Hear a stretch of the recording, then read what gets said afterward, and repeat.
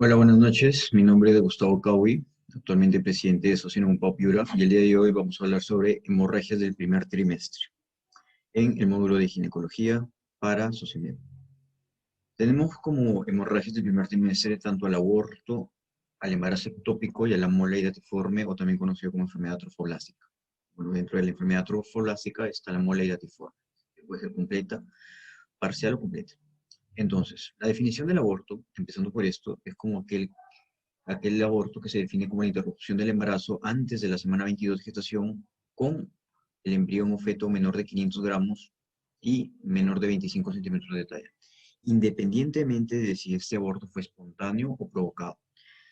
Tenemos varias clasificaciones del aborto: es el aborto inducido, provocado o voluntario, el aborto espontáneo o involuntario, o sea, que no interviene en una acción humana, mientras que en el aborto inducido sí interviene en una acción humana. Este puede ser libre, psicosocial, terapéutico, ético en algunos casos.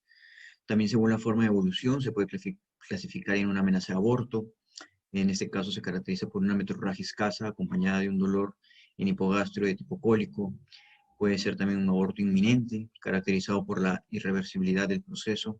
Inevitable, se caracteriza por material fecal placentario en el canal vaginal.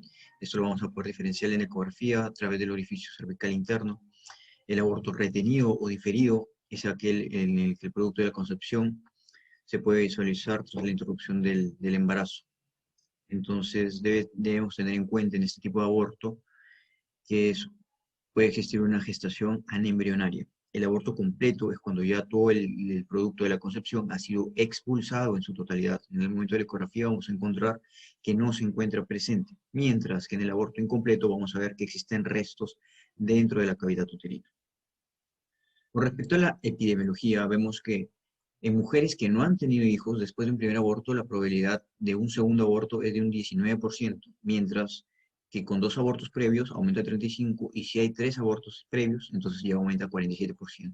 La etiología de los abortos, el 50% por ciento de los abortos es de etiología desconocida, no se conoce cuál es la causa, pero hay otras que sí pueden ser causas conocidas, como anomalías genéticas por parte de la madre, anatómicas, endocrinas, úteros de Delfos, tabiques, infecciosas, inmunológicas, incluso ambientales y iatrogénicas. La clínica y el diagnóstico, acá tenemos que saber diferenciar entre amenaza de aborto, aborto inminente y aborto consumado. El aborto consumado puede ser incompleto o completo. ¿Cómo lo vamos a diferenciar? En una parte está las características de la metrorragia. La amenaza de aborto suele ser oscura y escasa, mientras que en un aborto inminente es rojo y es abundante, mientras que en un aborto completo o consumado completo ya es mínima. Otro, y es una de las cosas más importantes, es lo que vamos a poder diferenciar, es en el cuello cervical. En la amenaza de aborto va a haber un cuello cerrado. En el aborto inminente el canal sigue siendo permeable, mientras que en el aborto consumado vamos a ver en el incompleto que el cuello está abierto, pero existen restos ovulares en útero y vagina, mientras que en el completo ya está cerrado el cuello cervical. Otra de las cosas que vamos a ver y observar es en la ecografía. En la amenaza de aborto puede haber una hemorragia desigual, pero el embrión está vivo intraútero, mientras que en el aborto inminente ya este embrión está siendo expulsado, o sea, está en curso. En el aborto consumado incompleto vamos a ver que existen restos dentro de la cavidad, mientras que en el completo ya no existe nada. El útero está involucionado y está vacío. El siguiente causa de hemorragia del primer trimestre es el embarazo ectópico. La definición de este es aquel que la implantación del óvulo fecundado en cualquier otro lugar que no sea el endometrio. La epidemiología tiene una incidencia entre 1 y 2%, y hay un incremento en los últimos años, pero la mortalidad ha disminuido por el hecho de que ya se puede diagnosticar de una manera precoz, gracias al uso de la ecografía, ¿no? De las ayudas ecográficas. La coexistencia del embarazo ectópico es excepcional, o sea que hay un embarazo ectópico y un embarazo intraútero es muy vaga. Entonces vemos que este tipo de embarazo se llama embarazo heterotópico. La etiología, el denominador más común es el retraso en el transporte de la ovulación. Entonces vemos que el problema es que se implanta entre el sexto y el séptimo día post fecundación. Hay varios factores, tanto antecedentes de que ya haya existido una gestación ectópica, uno de los más frecuentes, que haya existido una cirugía tubárica previa, una enfermedad pélvica inflamatoria, la utilización de métodos anticonceptivos como el DIU, aunque esta etiología es controvertida. la presencia de infecciones como endometriosis, hay ligaduras tobáricas como método conceptivo, que ligaduras tobáricas mal hechas, infertilidad y técnica de reproducción asistida. La localización más común es la ampular, en la ampolla de la trompa de falopio. Otras localizaciones vemos ísmico, intersticial, ovárico, fundibular, incluso abdominal. La clínica, no hay una clínica que caracterice al embarazo ectópico, pero pueden haber algunos signos como el dolor hipogástrico, una tumulación anexial dolorosa y un dolor a la movilización del cuello uterino. Como vemos, la clínica puede ser inespecífica en general. El dolor sobre todo es añejo, pélvico y existe tras una gestación con una menorrea de 6 a 8 semanas. Por otro lado, el embarazo ectópico también puede complicarse, dándonos signos de choque hipovolémico y signos peritoneales. El diagnóstico lo hacemos con ecografía transvaginal. Este va a ser el primer paso en la exploración diagnóstica. Obviamente se va a hacer primero una cuantificación de beta-HCG. Según los valores de eso también podemos observar si es un embarazo ectópico, si puede ser un aborto o puede ser una mola. En este caso, la ecografía es uno de los métodos diagnósticos más importantes. Nos puede dar un diagnóstico de seguridad en caso de la demostración de la presencia de saco gestacional en trompa, con embrión y latido cardíaco. Eso ocurre en el 5% de los casos. Ahora, el gol es una laparoscopía y anatomía patológica, algo que no es muy común que se realice. Normalmente cuando lo visualizan en una ecografía, ya se da el diagnóstico. Hay otros métodos como la punción de fotoestado de Douglas o la HCG. En este caso, como lo mencionaba, en embarazo ectópico se duplica cada 2 días durante la primera semana del embarazo normal, llegando a un máximo hacia la 6ª o 7ª semana. Por otro lado, y para terminar, tenemos la enfermedad trofoblástica. Esta, por definición, se encuentra clasificada, por ejemplo, en enfermedad benigna o enfermedad maligna. Dentro de la enfermedad benigna tenemos a la muela completa y a la muela incompleta. Y en enfermedad maligna tenemos a la no metastásica y a la metastásica. Entonces, como se menciona acá, engloba una serie de patologías en la que hay una proliferación anormal relacionada con la gestación. Vemos cómo el trofoblasto invade el endometrio en busca de oxígeno. Y ahora, cuando la vellosidad trofoblástica encuentra una zona rica en oxígeno, detiene su crecimiento. Es caracterizada por ausencia de vasos linfáticos. Esto hace que se permita un acúmulo de líquido extracelular, por lo que el tejido adopta una disposición quística. Se puede visualizar como un quiste grande. Por lo general, esta es avascular. Entonces, como lo mencioné, no engloba molas completas y molas incompletas. La epidemiología vemos que es rara, 1 cada 1500 embarazos. La mayoría regresión espontáneamente. El 15% evolución de enfermedad trofoblástica persistente, ya que ahí hablamos un poco más de complicaciones como si es metastásica, si es no metastásica o si es metastásica. La mola invasora, que ya se conoce como enfermedad trofoblástica, con capacidad de traspasar el endometrio, ocurre igual, entre 1 entre 15.000 embarazos, o sea, muy poco común. La mitad de los coriocarcinomas, que son aquellas enfermedades trofoblásticas diferenciadas que ya tienen capacidad de traspasar el endometrio y no tienen tendencia a formar vellosidades, provienen de una mola. O sea, a partir de la mola nace el cariocarcinoma.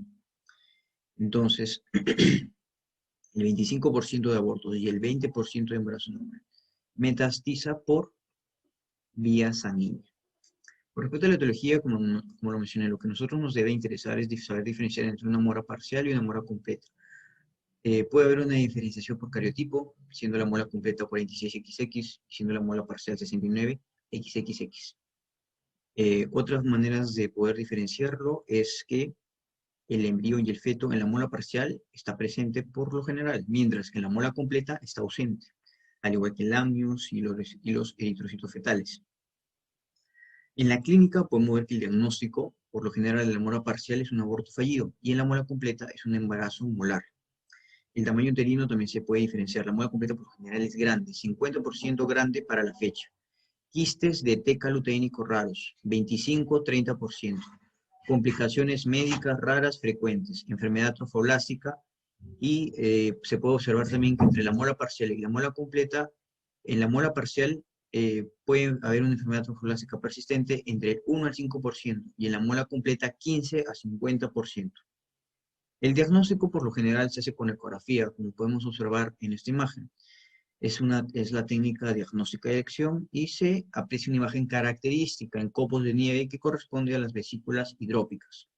En este caso no se ve saco gestacional ni presencia de fetos, pero las imágenes no son específicas, ya que pueden aparecer imágenes similares en algunos miomas coincidentes con gestación temprana.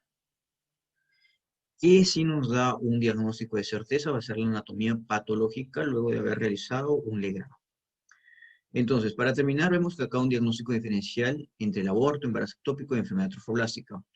En uno, la hemorragia, que en aborto puede ser una amenaza de aborto escasa, roja puede haber coágulos, mientras que en el aborto inminente es rojo con coágulos, pero la hemorragia es continua, a diferencia que en la amenaza es escasa. Un sangrado leve y además el tratamiento también es muy distinto.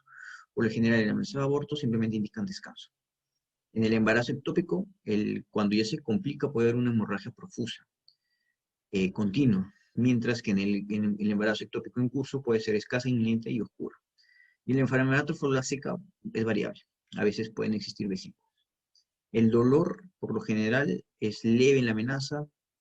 El inminente hay contracciones, puesto que ya está siendo expulsado el producto. Y en la enfermedad trofoblástica también es leve. Algunas cosas que sí nos llaman la atención es la medición cuantificada de beta-HCG. En la amenaza de aborto es normal. En el inminente va a ir disminuyendo progresivamente. En el embarazo ectópico son cifras que crecen menos del 66% a las 48 horas, mientras que en la enfermedad trofoblástica es muy, muy elevada. Incluso hay cifras que mencionan mayor a 50.000. En el ecografía y en la amenaza vamos a ver que en la amenaza de aborto, el latido fetal va a estar presente.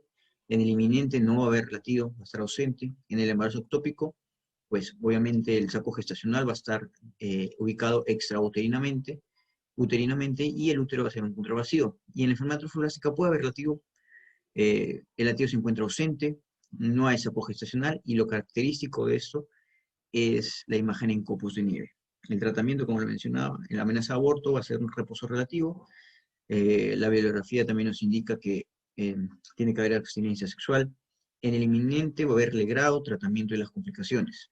En el embarazo ectópico, el tratamiento es la cirugía laparoscópica por lo general, pero pueden utilizarse también algunos fármacos, como el metotrexate, si existen cifras de beta-HCG son bajas, y un diámetro menor de 4 centímetros y no rotura. Mientras que en la enfermedad trofoblástica, el tratamiento es el legrado.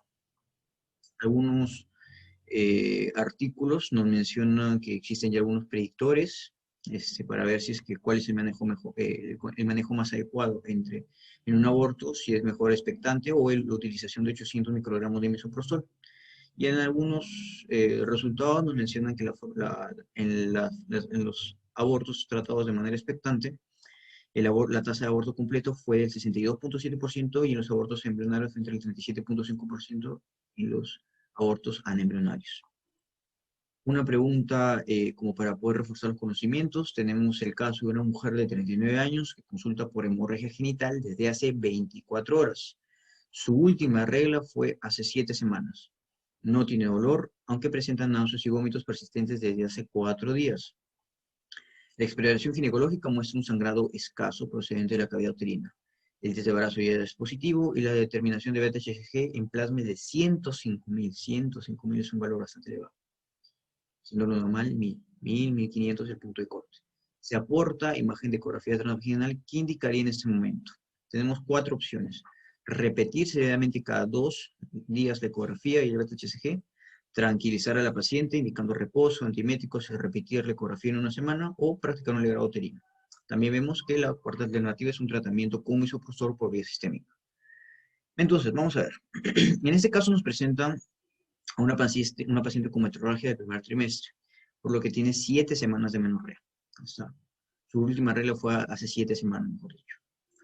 Entonces, como clínica concomitante, tiene náuseas, vómitos. Lo que nos resalta es la beta-HCG, que se encuentra extremadamente elevada, y en la imagen adjunta, como podemos observar, se observa una masa intrauterina abigarrada con regiones quísticas, vesícula sugestiva de mola, en copos de nieve, recuerden.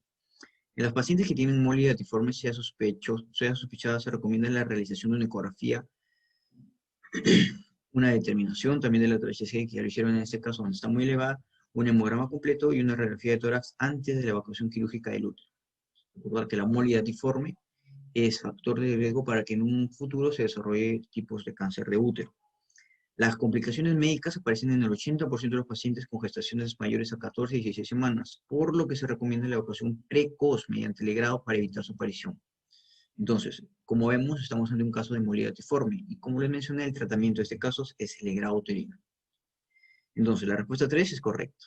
La respuesta 2 es incorrecta, porque este tratamiento de acá es una amenaza de aborto. Como les mencioné, ¿no? Tranquilizar al paciente, indicar descanso y que no tenga sexo. La aspiración previa a dilatación es el método de elección para la evacuación de las muelas gestacionales. Por otro lado, en las pacientes que no desean fertilidad se puede practicar una histerectomía, les extraemos el útero. Se asocia con un marcado descenso de la proporción de secuelas malignas. En general, en pacientes que ya son años o no desean tener hijos y tienen mola, les hacen una histerectomía.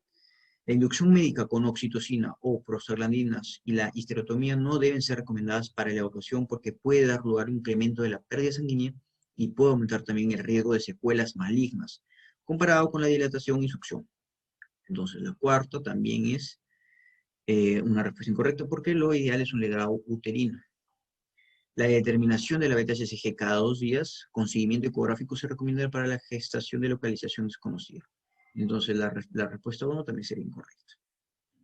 Esta es la bibliografía que se utilizó para desarrollar este video. Muchas gracias por su atención y espero encontrarnos en una próxima oportunidad.